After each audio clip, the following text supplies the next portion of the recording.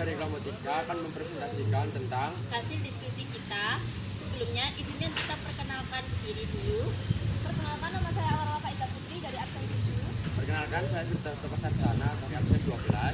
Saya Tiara Azariah Nafda dari presensi 15. Perkenalkan, saya Muhammad Farah Faraja Praetno absen 22. Saya Nurkarina Zelba Rahmadani absen 30.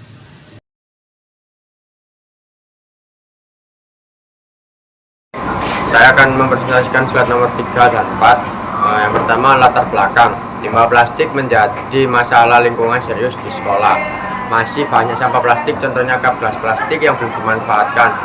Berdasarkan penelitian Syari et al. 2023, pengelolaan limbah menjadi produk bermanfaat, meningkatkan kesadaran dan partisipasi masyarakat. Lalu solusinya, menciptakan produk kreatif dari limbah plastik menjadi aksesoris dan dekorasi yang dibuat handmade. Deskripsi merek Renewally yang berarti renew, memperbarui, plus jewelry yang berarti perhiasan. Produk utamanya Dreamchatter dari mulut gelas plastik. Lalu produk handmade, unik dan bermakna, mengusung konsep eco-friendly dan sustainable art. Lalu visi dan misi. Visinya mewujudkan lingkungan sekolah yang bersih, kreatif, dan budaya saing melalui pengelolaan limbah plastik menjadi karya inovatif bernilai estetika dan ekonomi. Lalu yang misinya yang pertama, menumbuhkan wirausaha muda, kreatif, ramah lingkungan.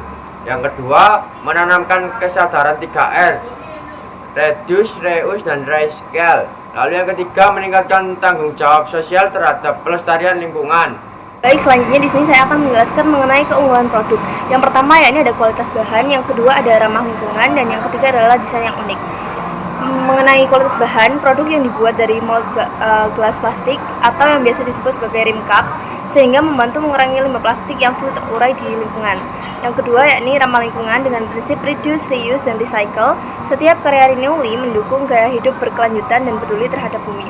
Dan yang terakhir yakni desain yang unik. Semua produk secara manual, handmade, dengan sentuhan kreatif masing-masing pembuat, menjadikan setiap karya unik dan tidak ada yang benar-benar sama.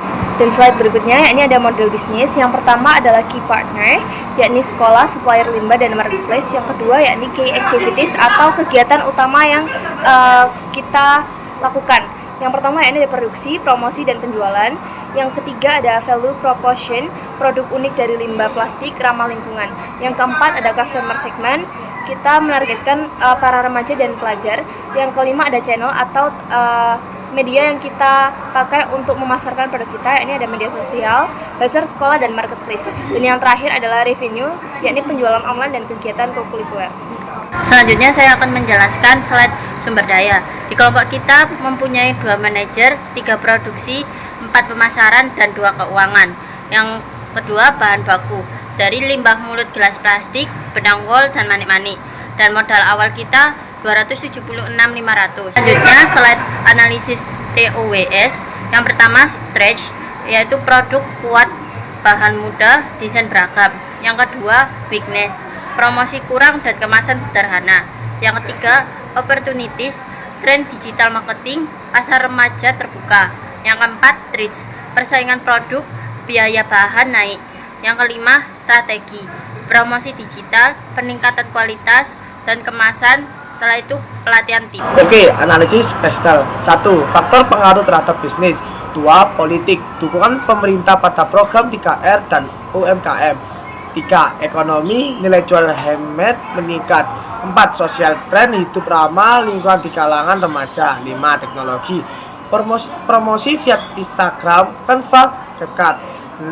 Lingkungan, mengurangi limbah plastik, mendukung SDGs. 7. Hukum sesuai Undang-Undang nomor tahun 2008 tentang pengelolaan sampah dan izin UMKM. Analisis marketing mix 7P. 1. Produk Dreamcatcher daur ulang. 2. Price terjangkau bagi pelajar. 3. Flash produksi di Sidoarjo, dijual online dan sekolah. 4. Promotion sosial media, marketplace. 5. People, tim produksi dan promosi terlatih.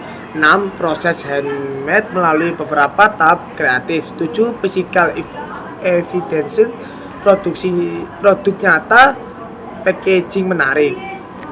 Nah, selanjutnya yaitu ada rincian keuangan. Yang pertama yaitu ada modal awal.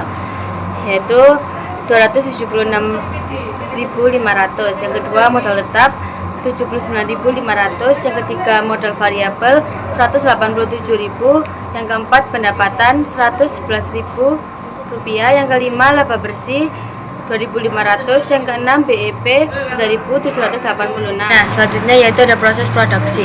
Yang pertama, siapkan mulut bibir gelas plastik dan benang wol. Setelah itu ikatkan benang ke mulut gelas plastik. Yang kedua, lapisin benang wol semua lingkaran mulut gelas sampai tertutup, dan jika sudah diikatkan kembali untuk menutup lapisan. Yang ketiga, setelah itu siapkan benang katun. Lakukan hal yang sama seperti lapisi benang wol, tapi bedanya bentuk pola sebagai gradasi warna. Ikatkan bagian mulut gelas dan lapisan pola berjarak sebagai gradasi. Yang keempat, tahap selanjutnya adalah menyampul benang wol yang diikatkan dulu ke mulut gelas plastik dan bentuklah segi 5 atau segi, dan bisa dimulai menyampul sambil dimasukkan manik-manik. Lakukan sampai menutup menyampul dan ikatkan kembali. Yang kelima, bikinkan rantai benang dari benang wol yang digabung bulu dan manik-manik. Bikinlah 3 rantai benang wol, setelah itu ikatkan pada tengah mulut gelas plastik. Yang keenam, produk sudah jadi dan siap untuk diperjualbelikan.